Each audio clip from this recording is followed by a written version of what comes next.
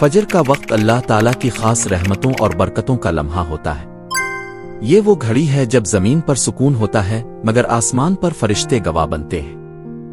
فجر کے بعد کے لمحات روحانی طور پر سب سے زیادہ طاقتور ہوتے ہیں، اور اگر کوئی انسان اس وقت میں اخلاص کے ساتھ اللہ سے دعا کرے تو اس کی ہر مشکل آسان ہو سکتی ہے۔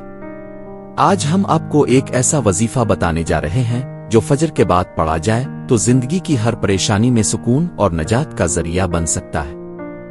فجر کی نماز ادا کرنے کے بعد کسی پرسکون جگہ بیٹھ جائیں، چاہے وہ مسجد ہو یا آپ کا کمرہ۔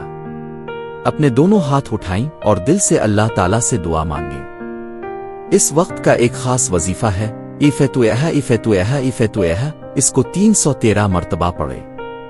یہ اسم مبارک کا مطلب ہے وہ جو ہر بند دروازہ کھولنے والا ہے۔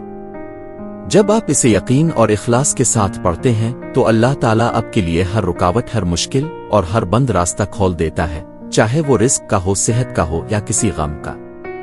اس وظیفے کے بعد جو بھی دعا آپ کے دل میں ہو اپنی زبان میں اللہ سے عرض کریں۔ اس وقت دل کو صاف رکھیں، کسی کا برا نہ سوچیں اور بس اللہ سے پوری امید رکھیں۔ یہ بھی یاد رکھیں کہ دعا کے لیے صبر ضروری ہے۔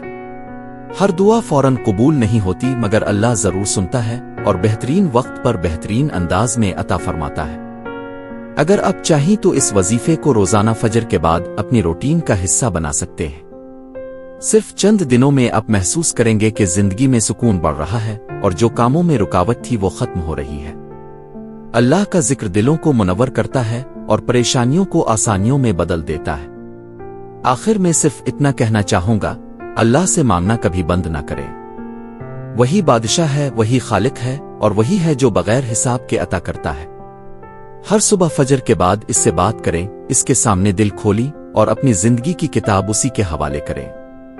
اب دیکھیں گے کہ آپ کی ہر مشکل ایک ایک کر کے آسان ہوتی چلی جائے گی۔